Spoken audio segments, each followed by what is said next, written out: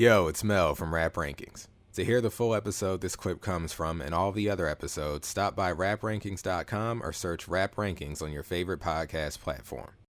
All right, folks, welcome back to Rap Rankings, and we are here with a special guest. Listen, sometimes we have rap journalists on this show, but sometimes we have other people on the show. We have artists, we've had educators. Now, I'd like to introduce the homie. That's right. The homie Anil is with us. I know Anil through OK Player. He posted on there. His username was the Guru0509. And, we struck up a friendship through OK Player, but later went on to actually hang out in real life. And I consider this man a friend, and I'm glad to welcome my friend Anil to the show. Thank you guys for having me. Yeah, Lyle and I go way back. Lyle and I go back to when I had I don't know if I can curse on the show or not, but I had you can curse. Okay, yeah. I had a really shitty Honda Civic. I was working a dead-end job in Connecticut. So whenever I felt stressed out, I used to hit up Lyle, drive into the city. We pick up something, go to Cohen's Grill Point, eat falafel, ride around, listen to 50 Cent, Mobb Deep, Prodigy, talk about rap, life, just chopping it up. And so Lyle and I go way back. Way back. I'm talking over 10 years now. It's wild now. Time flies. For real. So, I'm glad to have you on here, and I'm glad that we still chat to this day. Yeah, definitely. It's been a fun ride. So we're doing volume 3, and you wanted to come on for Come and Get Me. Yes. Wow. So that's what we're here to do. We're gonna rate track 13, Come and Get Me, produced by Timbaland, and Mel will break down the ratings and how we do it. We'll all rate it, discuss the song and why we rated it that rating, and then we could just talk about the album and everything else. So, welcome to the show. And Mel, if you want to take it away with the rating system here. All right, sure. Well, nice to meet you, Anil. I'm Mel. Likewise. I'm just going to run down the rating system real quick. It's pretty simple. It's a 1 to 10 scale. Each number corresponds to a definition. So 10 would be it's a perfect song to you, one of your favorite songs of all time. Gotcha. A 9 would be you love it. 8 means you like it a lot. 7 means you like it. 6 means it's aight. You don't dislike it, but you can't say that you like it. 5 means you feel practically nothing about it. 4 means it's not the worst thing you've ever heard, but you dislike it. 3 means you dislike it. 2 means you hate it, and 1 means you absolutely can't stand it, one of the worst things you've ever heard. Oh, God. All right. Got you. Yeah, so that's it. It's pretty simple. So, all right. Yeah, usually around this point, we hand it over to the guests. So if you want to go first or if you want one of us to go first, it's all up to you. I'll let you guys go first. This is my first time, so I want to hear what you guys have to say, and then I'll throw in my 2 cents. Okay. Yeah, sure. Moulz, do you want to go first? You always, throw to me if the guest doesn't want to go first. Like I'm the guy that, I'll go first. I have no problem. I'll go first. I'll go second. I'll go third. Maybe I should go first because now that I think of it, I usually do go last whenever it's a guest. My truth is my truth. It's not going to change one way or another. So my truth is my truth too. This is a truthful podcast. That's what we do here. But all right, fine. I'll go first. For me, track 13, Come and Get Me, produced by Timbaland by the artist Jay-Z on the album Volume 3 is a 8- for me. Nice. Yeah, nice. So hey, I like this thing a lot. That's a strong ding. Yeah, it's a strong ding. So what about you? All right, well, I actually go a little lower on this one, but ding me baby because I give it a 7+. So a lighter ding from you, but still a ding nonetheless. A ding nonetheless. All right, so we got a strong 7 for you, a light 8 for me. So now it's on our guest here, Anil. What are you feeling about this track? Yeah, for me, this is so I feel like this whole album, Jay Z was just angry at his peers that they weren't as good as him, and like on this track, you just hear like you just hear like how the disdain in his voice and like everything just comes out. So for me, this is a strong 8.8, 8.9. That's an A plus. That's definitely an A plus. Yeah, and Yeah. I feel like this is one of the earliest. I mean, correct me if I'm wrong. I feel like it's one of the earliest usages of Timberland of using that beat switch. You know, like halfway through the song. Yeah, And it's then, interesting you probably. mentioned that too, because I and then was like actually in my notes, I had noted that we reviewed the Missy album that came out this year a few okay, months ago on this show, The Real World, uh-huh. and there's a lot of like cinematic strings and production elements on that album that kind of mirror some of the stuff he's doing on this album in terms of the beat switches or how he opened up It's Hot, for example. Yeah, So yeah, this is definitely in that 99 Timbaland wheelhouse where he's doing a lot of stuff with the production. right. And I feel like you can see this later on in early Fabulous singles when Timberland would switch the beat up midway through. I feel like Fabulous was inspired by a lot of what Jay Z's doing on this album, like the real flashy Brooklyn, like on his climb up to being a mogul. So and, like the way Jay Z just rides this beat, like it just felt effortless to me. Like he just the epitome of flowing was like on this song. Mm, So what I think yeah. about this song is that my only knock against it is it's too long. Like Okay. it's almost like 6.5 minutes or something like that. Yeah, yeah, So it feels like even though there's a lot going on with the production, it does go on a little bit too long for my liking. It's, if I'm not mistaken, 4 verses on here.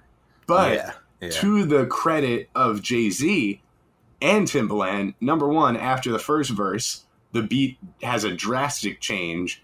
And then for the remaining verses, the beat changes slightly. So it's like there's 2 beats, one of which changes and evolves throughout the song. So it's not just a stagnant piece of music. I think each J verse on this song is better than the last. yes, I So agree. I agree. that's why even though I'll say that I feel like just as a listener, I think the song is too long. I can't really, like, it builds and builds and builds for me. Like, you don't want to skip it because a better verse is on its way, basically. Right, right. And right to that point, I think I don't mind the length. I look at it as, one of those sprawling epics, like there's always more to appreciate as the song goes on. And just to say about the beat itself. So, my first time hearing this record was actually 2 years ago, and I didn't know what was going on. Right. When the beat switches up, it's like, of course, I didn't have a CD. I'm listening to this thing. I got it like, an MP3 file on my phone. So I'm like, I Right, know the CD isn't skipping because it's not a CD. And right. I'm thinking to myself, okay, this is all right. Some sort of switch is happening, but the little intermission, it's not really little. It happens for quite a bit. It's pretty drawn out. And what I think is funny is that, sometimes, most times listening to this, I mean, I like it a lot. It's an 8 for me. Most times listening, I'm like, man, can we just get to the second part of the song? But I still wouldn't want this to be removed because it adds to the character of the whole record. It's even though it's weird and everything. Right. I feel like maybe Timberland could have shortened that interlude, where the beat switches and it segues from the first half of the song to the second. Maybe they could lop off like 20, 30, 15, 20 seconds on that and make it a little bit shorter. But I can see how some people would just want this song to be like, all right, let's get to it. Let's get to it. But Yeah, it's um I like to read something real quick that I found when just reading about the album. Um, Rolling Stone actually spoke about this record and said, they liked the record, but they said it's an exhilarating piece of craftsmanship where 2 separate blaxploitation lakes are joined by a valley of babbling brooks, tropical birds, and church bells. Jay describes fear and loathing at the top of the hip-hop heap with phenomenal results. And I read that and I'm like, okay, this is pedantic, but I actually agree. They were a little verbose, Yeah. but I mean, Well, you they know what's funny? The first beat here, I'm not the biggest fan of. In fact, I well, think it's I do almost think it's like the inferior beat. I like it, it's that. but it is the inferior beat. It's very low key. Yeah, It's almost more low key than Some Like It Hot, yeah. and it also a little too similar to that one. But when the beat switches and it almost sounds like Bill Withers' "Use Me" sample, I don't know if it is or not, but I love the second beat on here. Well, That continues to kind of grow throughout the track. I think, although I think as far as like they were like blaxploitation, I do think these sound sort of blaxploitation. Whereas the first beat is like classic blaxploitation. It sounds very 70s ish. The second beat is almost like blaxploitation 99. Like it has elements, but it sounds a lot more modern. Um, it's the better beat. The second beat is the better beat. I was But it actually trying to also decide. it's kind of like the beat for 70% of the record. So Right, for most of the record. So I do appreciate that. It's weird that it's just like it's come and get me, come and get me. It sounds like a fever dream as it's transitioning for like I don't know. It must be like 45 seconds to a minute. It feels like a long time. Yeah, it does. Like It goes on for a minute. Yeah. yeah, to where like it goes from like the cycle of thought. It's almost like the stages of grief for me listening to this record because like the first time I heard it, I'm like, okay, this is interesting. Like the first 15 seconds, and then it kept going, and I'm like, okay, this is weird. And then it kept going, and I'm like looking at my watch, like, all right, I'm interested, but I'm also kind of scared. Like, is this going to derail the record?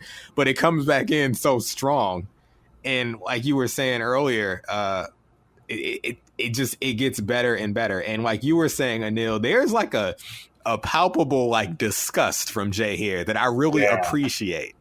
Yeah. Like that's really the selling point of the record for me. And I'll be on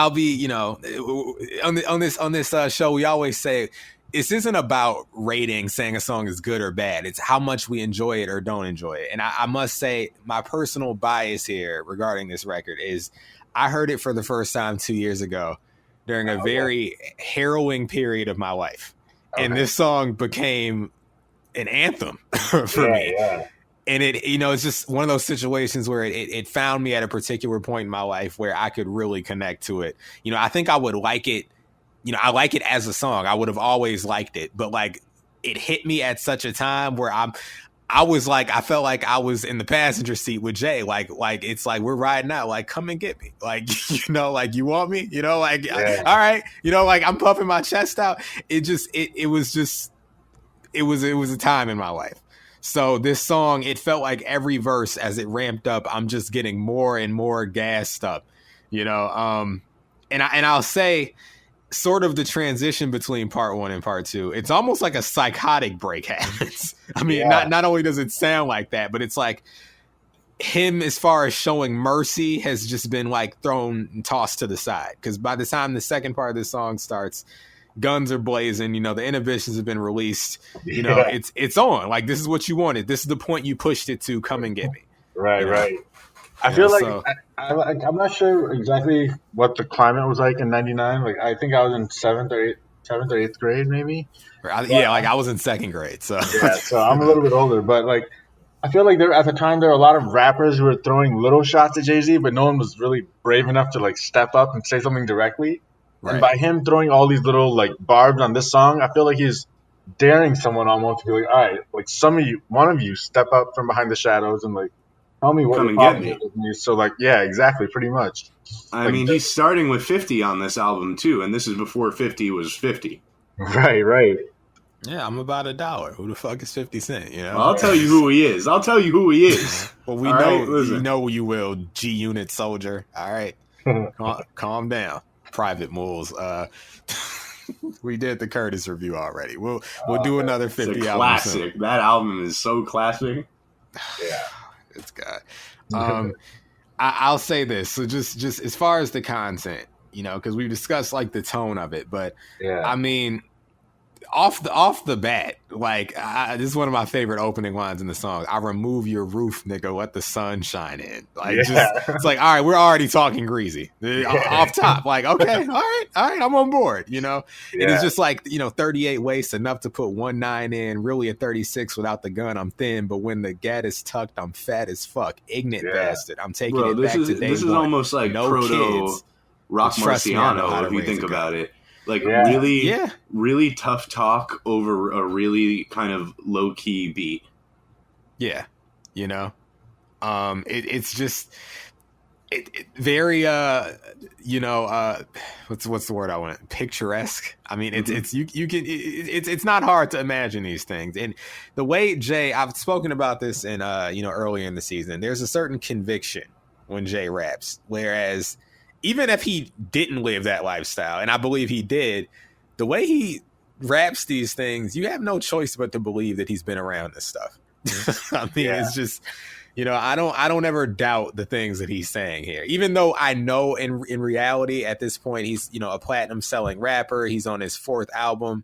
Like, he's not going to risk his livelihood. You believe him, even despite all that, it's like, yeah, I know the platinum chain be looking real sweet, but reach and I bury niggas 60 feet deep. It's like, all right, I won't reach. Cool.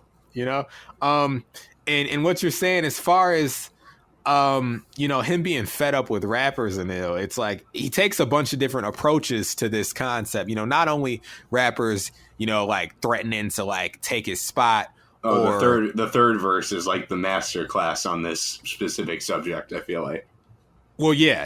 And right, this is that'll be one of the positions he takes. But other than like for most of the record, it's like, it's a physical sort of aggressive thing. Like, come and get me. You want my jewels. You want to rob me. You want my position. But yeah, this third verse, it's more about, like, y'all don't even appreciate me for all the things about the game, basically. I made it so you could say Marcy and it was all good. I ain't crossover. I brought the suburbs to the hood. Made him relate to your struggle. He goes from real arrogant to like something real poignant and like trying to plead his case. Like it's a real interesting switch up. Yeah, which I think is like a pretty Jay move too. Like, this is a guy who later on in his career would be like, love, I don't get enough of it. So it's honestly like a classic politician.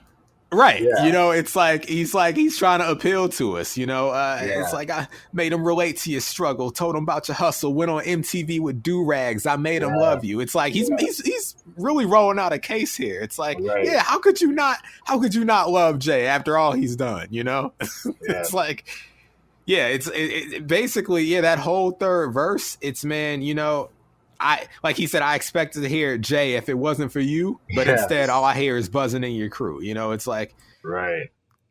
And we know Jay's a politician. We know, but part of being a rapper is being a politician innately, naturally. You have to gas yourself up. You have to make people believe in you and what you have to offer.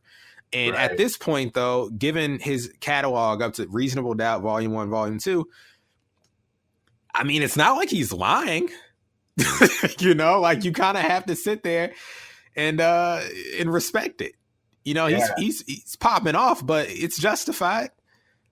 Yeah, Lyle, I want to ask you a question. Around this time, I think this was around 99. Had Jay-Z Mobb Deep friction had it begun by now? Because he says, I hear buzzing in your crew, and like he talks about crews throughout this album, but he doesn't really say who.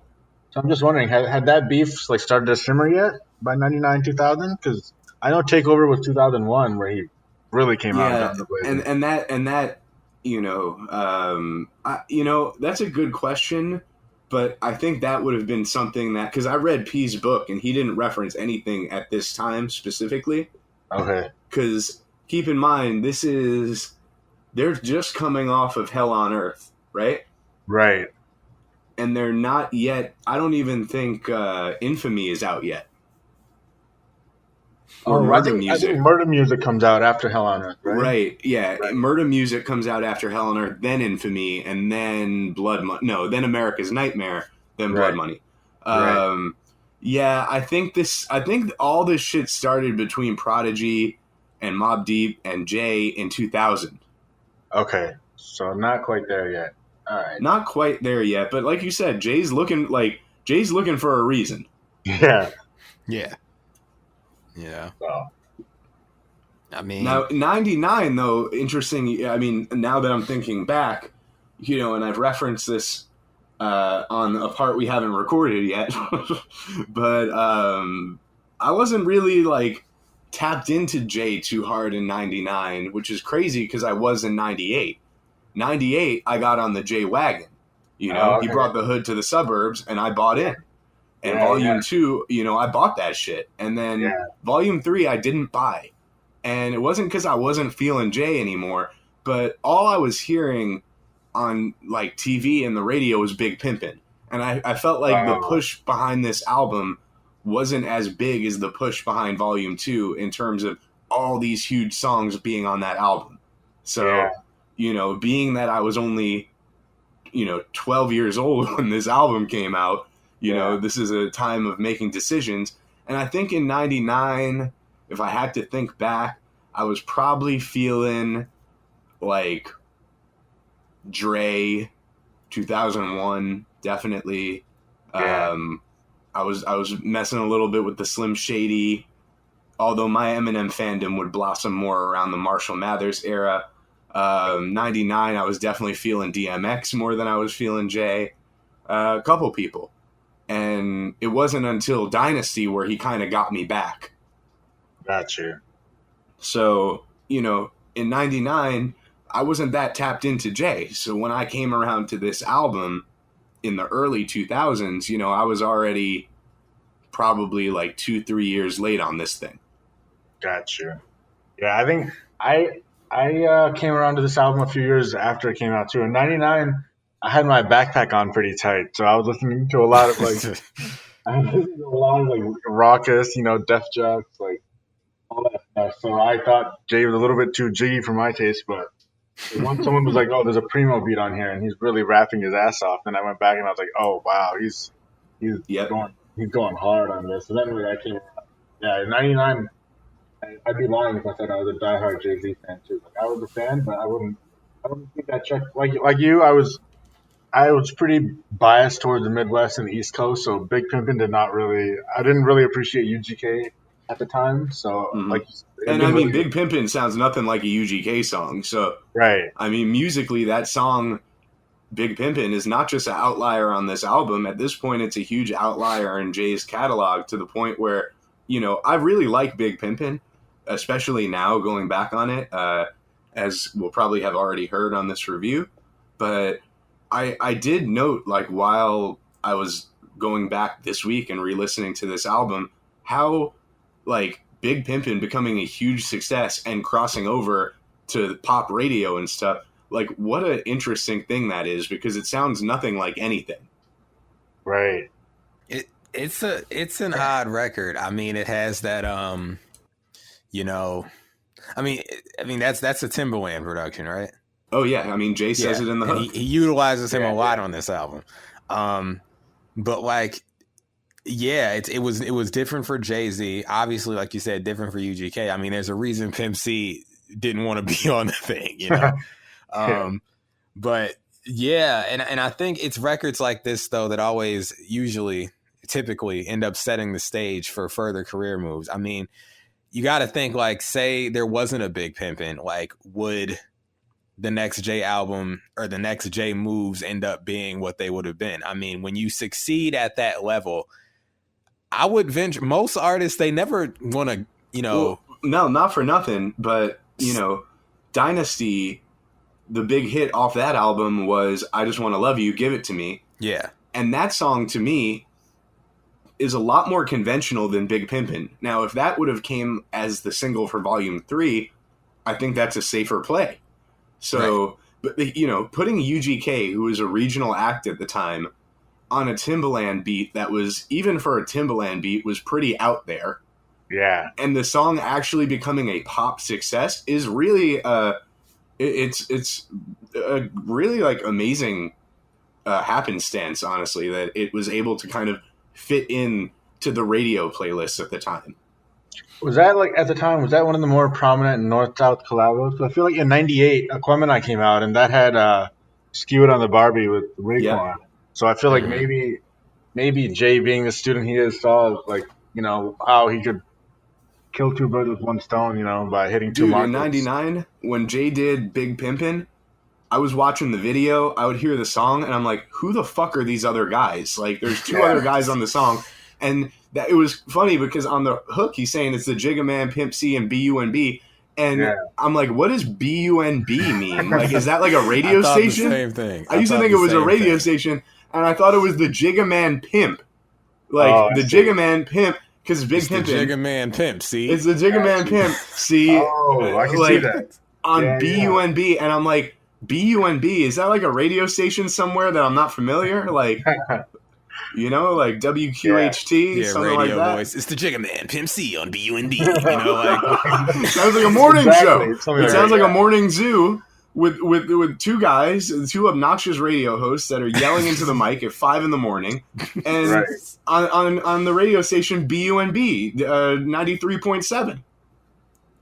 Yeah, I in listening to this album, for the show, I had that same realization. It's like growing up, I didn't know what he was saying, and now that I'm familiar with UGK, I know who they are. I'm like, yeah, he's just saying their names, but like I didn't have that knowledge, so there was no way for me to know that was a name he was saying, and not just I'm 12 years old. I'm like, what's Bunb? Bunb. It's got to be a radio. It's got to be call letters for a radio station. I mean, I was at least using my noggin a little bit, trying to, deduce some things, but it wasn't to be. I mean, look, you were 12, I was 6. This point, I'm just attracted to the rhythms and the melodies. Yeah, listen, and the chorus is catchy. At the time, Timbaland threw him like a total curveball with that, though.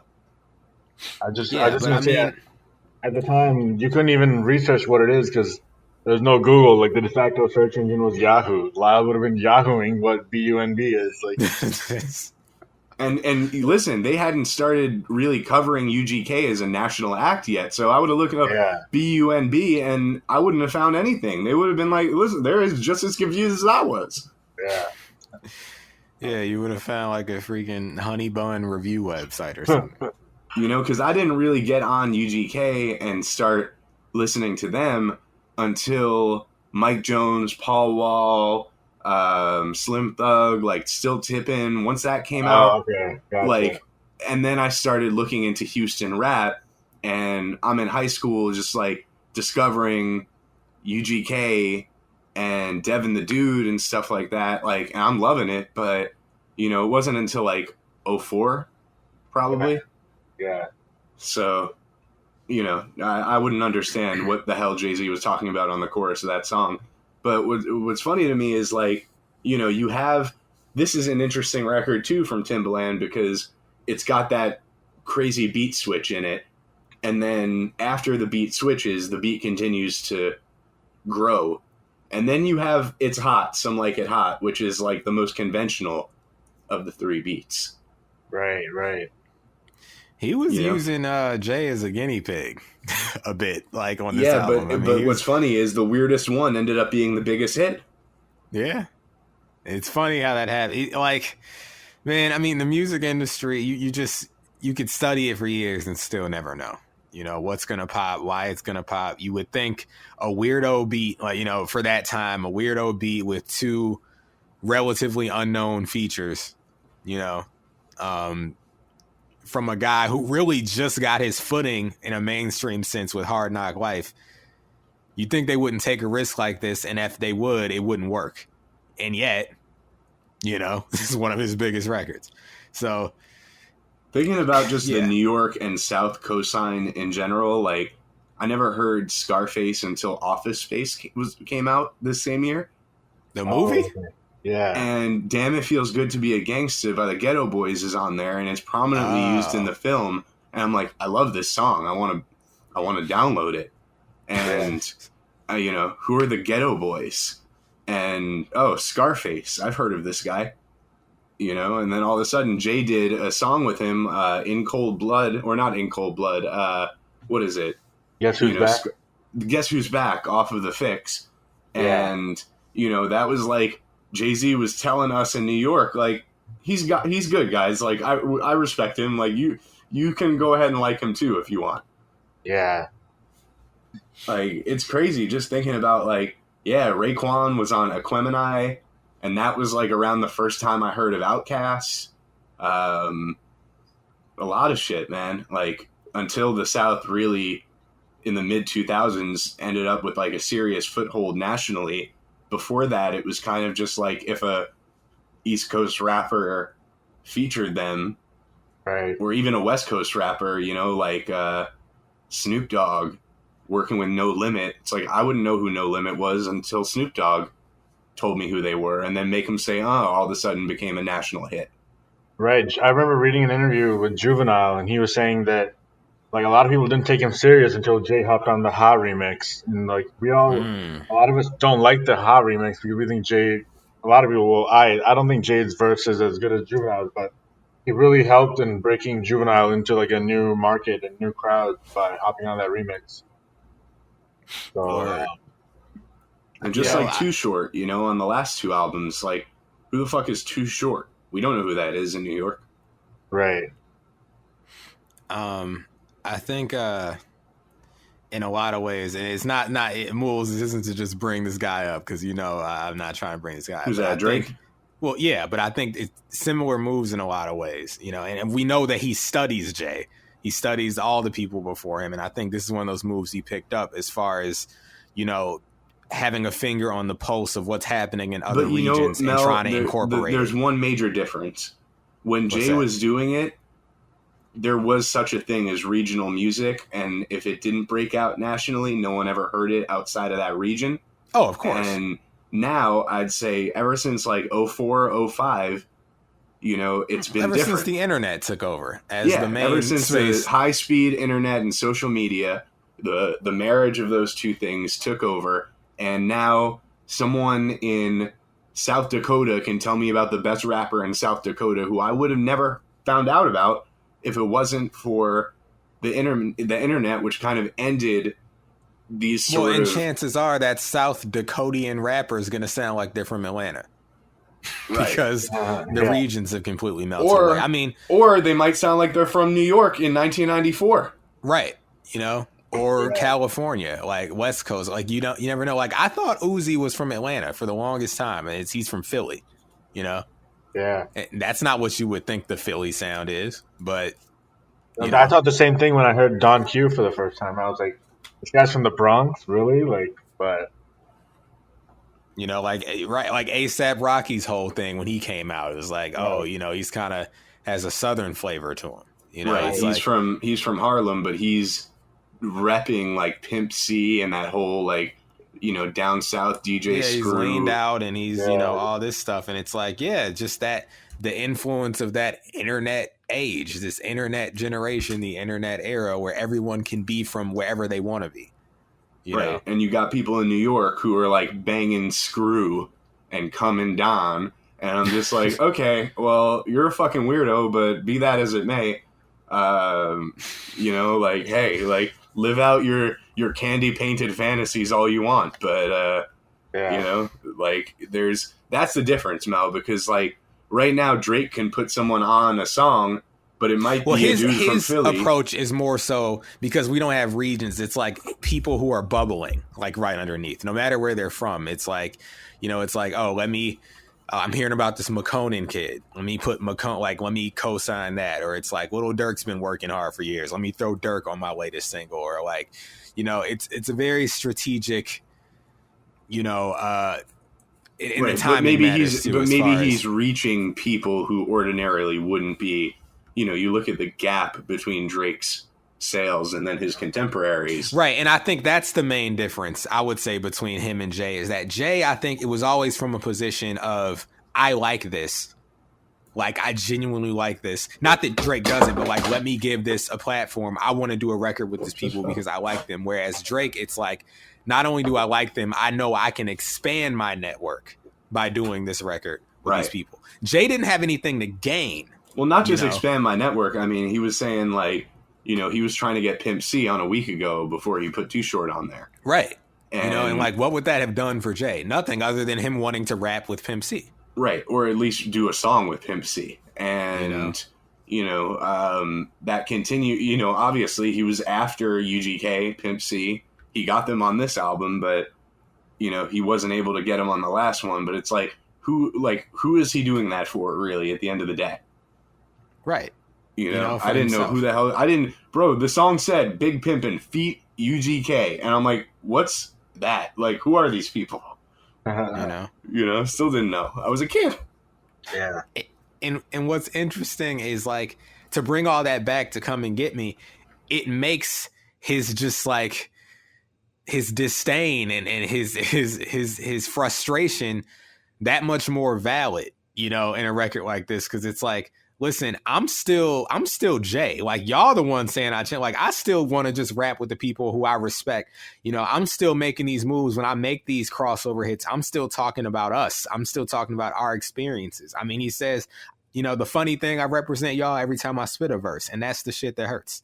You know, like, a lot of this record is, especially for this point in his career, you know, he's finally breaking through in a mainstream sense, but he's still, this record is him trying to grapple with the fact that people are now questioning his legitimacy and his, you know, his authenticity, where it's like, how easily y'all forget. It's like, he has to set the record straight on here. It's like, you know, I mean, not only saying like, yo, like, y'all should respect the things that I'm doing and the way I'm managing to meld these two worlds together, but also it's lines like, I'm a crook like you, I took like you, I disobeyed the law throughout the book like you. How dare you look at Jigga like I'm shook like who? I keep the fifth with me, nigga, come and get me. Like I don't know who you thought this was, you know, like I'm still Sean Carter from the block, like. You know, this whole record is very much like a reorientation. It's like, whoa, like you had me effed up. Like, just because I made Hard Knock Life or Big Pimpin', like, you need to really. They must have skipped past So Ghetto. It's, you know, like they bought the album for the single and must, you know, like, yeah, it's just, this record captures all of that, and the reason that it works is because they're all valid points. You know, rappers make careers out of talking crap. It's why we love them. Right. But records like this, you know, are even better because it's like, yeah, he's making a political speech, you know? All y'all remember is the part about me parking the hard. What about all them days when I was walking my dogs, barking at broads, but they never hollered back? And if they did, all they said was where them dollars at. Imagine being skinny, growing up around broward cats, the quiet assassin demeanor of them college cats, until I got a gat and loudly start popping back. Round the way, niggas call me Bobby Boucher. By the way, I found something very hilarious as I was, you know, reviewing these lyrics for the show. Of course, that terrible website, genius.com, as I always have to call it. There's a comment here from a man named paddling_Paul 3 years ago. And they said about that Bobby Boucher line, they said, pretty certain this is a play on words. He is saying Bobby Blue Shades, not Bobby Boucher. The blue shades could be the shades that a doctor pulls around your bed in a hospital, or the sheet that the coroner pulls over your body in the morgue. To which I say, listen, it's one of the more inventive reaches, but paddling Paul. Shut up, bro. Shut up, my nigga. Shut up. All right, I'm all for a good reach though. It tickled me, so I'll let it slide. I mean, you know what he's saying? He's saying. It's Bobby Boucher because this is the time where what was it? Waterboy just came out. Rappers started rapping about Bobby Boucher. And well, no, he's saying until I got a gat and loudly start popping back round the way. Redacted's called me Bobby Boucher, the water boy, because he wets people up. Don't even ask me how. Yeah, that's called motherfucking bars, nigga. You know nothing about that. I mean, the way I look at it is, it's like, you know, until he got a gat, they would call him Bobby Boucher. Like, he was the water boy. Like, he, you know, and then he started standing up for himself. Or like you said, like, yeah, he started wetting people up. Exactly. But I definitely don't think he was saying double Bobby Blue entendre. Shades. Don't even ask me how. If you don't know this, then you need to go back to J101. Yeah, Jay does this. He really does this, you know? Exactly. This is what he does. And in Bobby Boucher, in the Water Boy, they make fun of him. They tease him. They're like, Water Boy, you know, they're always giving him shit. You know, but Right. they call him a water boy. They could be insulting him, or they could be calling him that because he's wetting people up. Don't even ask me how. Jay is the GOAT. And this guy Phil, what's his name? Paddling Paul. Paul, Peter. All right, I don't give a damn what you call yourself. You're out of bounds. You're ejected from this game. You're ejected from the rap game. We've canceled your lease. Go somewhere else. Well, he amused me with this take, so he can come join my team. All right, there you go. Go to Team Mel. But right here on Team Moulz, hashtag ding me baby. Everyone knows that we don't accept explanations that don't make you ask how. Don't make you not even ask how. What I like about this record too is even for, you know, the fed upness of it, even for the violence, even for the aggressiveness, there's still time for Jay to fit in his particular brand of humor. It's like, you know, I even got a gun in the hair to bun of my bitch. Like Jesus Christ. All right, cool. you know, like ask Biggs. Every time he come to my crib, you find another gun that I hid. It's like Jay has a way of, you know, slick talking. That's very unique to him. You know, it doesn't sacrifice the threatening, you know, nature of what he's saying, while also still being comedic and adding that bit of levity. Like it's Jay, baby. You know, it's like this is what he does. You know, and I'll tell you, 2018 me, this song got me through. I needed this song. You know, and it gassed me up for sure, because I wouldn't do 98% of the stuff Jay's talking about in this record. But this is the power of music. You know, for that time in my life, I needed a record like this. You know, this kept me strong because I felt very vulnerable and exposed and frail and fragile. And Jay had gassed me up, you know, and I needed that. So, yeah, that's why this is one of my favorite records on the album. You know, just lyrically, I think it's my favorite record. I think musically, it's so interesting with the beat switch and, you know, how the beat, you know, is sort of amorphous and keeps changing and switching and the pure weirdness of the intermission. I can't really point to anything else in Jay's catalog that has like stuttering vocals and like birds and church bells and like. Just you wait, okay?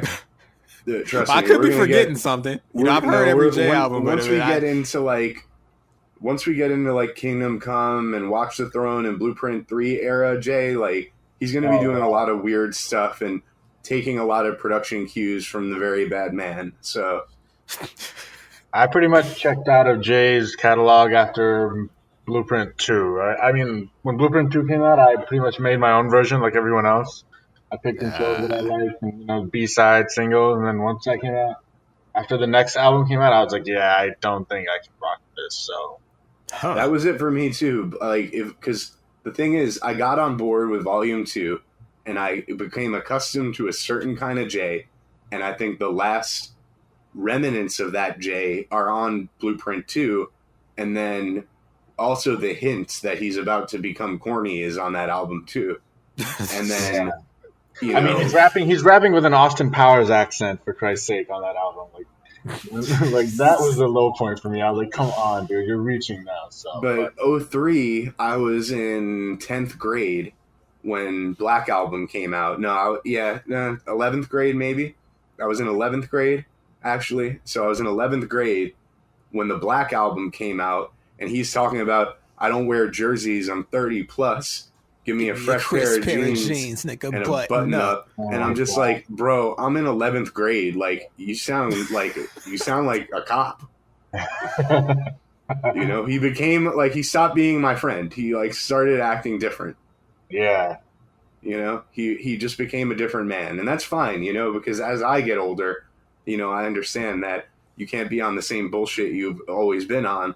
But you know, you also don't have to become aggressively corny to live up to some standard of adulthood that you've heard about, I guess. And you know, and we'll talk about this as the season progresses, but I think that's where we have an interesting sort of juxtaposition, you and I, like, because like I'm the generation like right before you. So like my exposure to Jay up until the Black Album was really through singles. And then the Black Album was where I had gotten old enough to really, really start dissecting lyrics. And of course, there's a spectacle around that being his supposed last album. And so I remember my dad playing it a lot. And so that was the album where I first really got acquainted with Jay as an MC and not just a guy I heard on the radio. So for me, that was my a really volume important 2 album. is your Black Album. Yeah, but basically. what's interesting to me is, so if I was in 11th grade, you must have been in 5th grade. Is this? 03, but keep in mind winter of 03. So late, so you would have been in like 5th grade, right? Winter of 03, that would be I was in 6th grade. 6th grade, okay. Yeah. So you're in 6th grade and you have this guy who's being old and corny. Why did you like it? Well, he wasn't old and corny to me. I mean, see, and that's the important part about what I'm saying is the context. You had the context of his previous albums. Right. But you for came me, in. This was all I ever knew. So there was no like evolution. There wasn't a Jay before that got to this point. This was the only real Jay I knew other than radio songs, Right. So maybe I Just Want to Love You, Big Pimpin', Hard Knock Life, Can I Get a? Yeah. Songs like that. His stuff would be, Excuse Me, Miss, and all that. Like, so when I'm hearing this, I don't hear a corny guy. I hear a song like Threats. I'm like, hey, this is incredible. So that was my thing. And so that was really when I started listening to Jay as an MC from that point forward, and then of course Kingdom Come came out. I didn't listen to that one. I did listen to American Gangster though. And I thought I liked that. As I've gotten older, I still like it. I don't like it as much as I thought I did. I despise the Blueprint 3. Magna Carta is good. Not to spoil anything, but like having gone back now and listened to the albums prior to the Black Album, I wholeheartedly agree that his work pre-Black Album is better than everything post-Black Album. Like it's just no contest. So you can see where we're coming from as far as and you were telling me, and we're doing it now. We're going through these albums chronologically, right? And then we're gonna hit a point where this guy, like on this song, he's like, "Don't be mad, I didn't change like you did." And I'm like, agreed, and he's telling us too, like, Jigga Man, take the do-rag off. Like you said, do-rag Jay. He ends up taking the do-rag off, metaphorically. And he tells us, the jersey, the do-rag, same difference, and literally. Like, yeah. So it's like, and listen, I'm not saying like be a caricature and be this like version of yourself that you're not anymore. Like, you're allowed to grow. Well, yeah, but I'm also allowed to say that you grew away from the thing that I came for. If I made ice cream and I had an ice cream truck and all the kids in the neighborhood loved my ice cream, and then one day I started showing up with freaking hot dogs. Yo, it's Hope's tamales. Yeah, I'm like, yo, like, you guys like chili dogs? And some of them do, but some of them are like, no, we want ice cream. What happened? No, like, you had the best ice cream in the city. Right, and he's like, I got chili dogs now. And it's like, well, we don't want chili dogs, okay? And don't be mad that he says, you like my old shit, buy my old albums. You know what? Good advice. I did. Yeah. I licensed the formula out to Blue Bunny. You know where to get it. I'm serving chili dogs now. But like I get it. Like, listen, I'll tell you, I don't like chili dogs, but hey, you want to sell those now? That's your passion. Good for you, bro. Like, congratulations. Thank you very much. I'll never order from you again. But don't act like incredulous. It's like, how could you walk away from me? Yeah. See, that's the difference between you and I. We've talked about this before, like off the show, is I like, in terms of this analogy, I like both ice cream and chili dogs. So I find things to enjoy in both parts of Jay's catalog, but I can say his ice cream is infinitely better than his chili dogs. If the old head on the block is telling you, yeah, eat those chili dogs, but I'll tell you something, that man used to make the best ice cream I've ever tasted. Like, it's not just and I went ice back cream. because I wanted to see. It's not just ice cream. It's the best ice cream, right? And I mean, and now he's making maybe it's a good version of something I don't like, but I don't like it. I mean, I'll say it's not the best chili dog you can get, but it's all right. You know, and when I went through Jay's discography for the first time 2 years ago on my own accord, you know, before we were doing the show, you told me up top, like before I started, like, you're gonna see now why when you tell me like, oh, the Black Album's great, like you would always just like, ugh. And I'm like, what? You don't like the Black Album? And it's like, you'll see. Yeah. And here's the thing. I still like the Black Album after completing the journey, but I see now why you feel the way you feel towards the Black Album. So there is something there, folks listening, folks unacquainted with Jay, you know, taking this journey, you know, alongside us on this season 2 of this show. There will be a shift. You will notice it. There's a noticeable shift in Jay-Z's music, you know? And for better or worse, that's up for you to decide. I would say his overall demeanor in general. Yeah, he definitely goes from like a cool older cousin who, you know, buy you alcohol and weed to suddenly that guy who might tell on your parents, you know, if you go do some shit you're not supposed to do. Like it just turned very, I don't want to say preachy, but like just not as personable as he was before, I guess. I think he's been reduced to, like you said, he's a business now. He's not Jay-Z anymore. He's he's coming in his own as Rockefeller and I'm a businessman. Yeah, exactly. We're in the businessman era now, and I mean he's a business, which is great, good for him. But I don't like the business, and you know, with Jay now, I feel like, you know, and this is no spoiler, we did 444 in season 0. I'm glad you said that because I actually had a question for Anil about that. Just real quick, I was saying that on 444, I feel like he's been reduced to a groveling little like shell of a man, like not even a businessman anymore, like a shell of a man at this point. So but here's the thing though, as a businessman, as I was saying in our review, I think that was a bit of a put on. He's playing the character of like the groveling, like apologetic older man. Like I know, but I hate it. I know, and you're allowed to hate it. But you know, my question to see what he's been reduced to. That's all. Well, here's my question for Anil. Have you heard 444? Yeah, you know, I had to hear it, you know, because it was kind of a big deal. I think Jay hadn't released an album in a little while, and you know, people were the buzz was building, and I heard No ID's fingerprints were all over that, right? So I think that's what really caught my ear. I was like, oh, maybe he's going back to older sounding beats. So I did listen to it, and okay, so what'd you think of it? I wasn't really feeling it, man. Like I just felt like I was listening to like Mr. Beyonce Knowles instead of Jay-Z. You know I mean, it is. You're right. It is the Mr. Beyonce Knowles album. Like that, and it had a few moments. Like I like Smile and the song where he talks about Prince's catalog and like what they did with the masters. That was pretty good. But I don't even remember the names of the songs, which tells you how much it made an impact on me. I just remember a few bars here and there throughout the album, but I can't say I was a fan of that at all. I tried to be, but it just didn't resonate. That's not Jay. I mean, maybe it's Jay now, but that's not what I like. Again, that's now I went and I'm like, you know what? I'd like a chili dog. I'd eat it. Like, I'll eat a chili dog. Why not? You know, I'm coming off of the last chili dog, Magna Carta. I didn't hate that, so maybe I'll like this.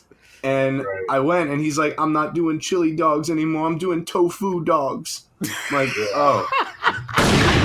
What happened to the chili dogs, though? Yeah. We're moving on. Life's about change. It's just like I just came around to those, though. Yeah. You know? Yeah. Well, see, here's the thing. I like that album. I like all but one song on that album, but I also understand why somebody wouldn't, and I still prefer older Jay. I still want I just want the ice cream, bro. And at this point, I was at least like, I just was like, all right, maybe one or two bites of the chili dog won't be the worst thing in the world. But now it's like some other shit. Now it's just like, who are you? Yeah. Who is this? And like, I thought No Idea would bring back like, you know, the Volume 1, Volume 2 Jay, you know, with like piano beats and like the casual shit talking and like. No ID's lost his way. He's become old hit boy basically.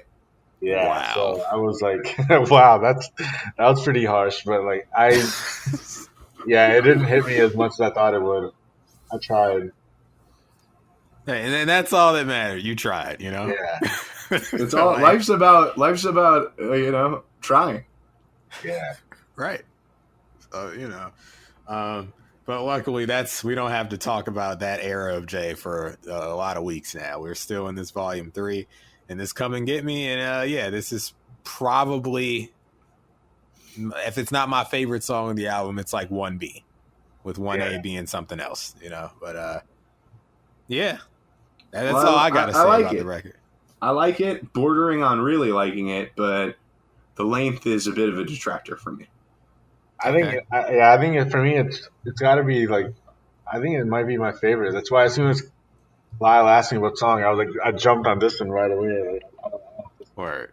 I'm glad to hear that because I thought, like, you know, as I was saying earlier, I just got acquainted with this album 2 years ago, and this was a standout for me. And I just like assumed because it's sort of weird and long that maybe people wouldn't like this record. Like as I like listened to it and then went out to the internet to see what people thought about Volume 3. So when I heard that you wanted to come on for this, I was like, oh wow, do I have a fellow Come and Get Me truther? Yeah, you know, like this nice. one, and I feel like this one, Snoopy and So Ghetto all kind of have a cult following. Okay, cool. Yeah, that's nice to know. Well, sign me up for the cult. Brand new member of the Come and Get Me cult. Well, shit. I've had a great time here talking to you guys. Yeah, thanks for having me on, guys. It's been a pleasure. I want to thank you. Just Anil, if you have anything you want to plug or any shout outs, now is the time. I don't really have anything. R.I.P. Prodigy. Of course. For sure. Yeah, that's pretty much it. Okay, so I need one last thing from you. Sure. Before we sign off, I need you to just stick around for like a minute so we can grab your audio. Okay. And other than that, folks, we will be right back with our next track review, which is track 14, NYMP. All right. Ooh. So we'll be back right after this. Yo, it's Mel from Rap Rankings. To hear the full episode this clip comes from and all the other episodes, stop by raprankings.com or search Rap Rankings on your favorite podcast platform.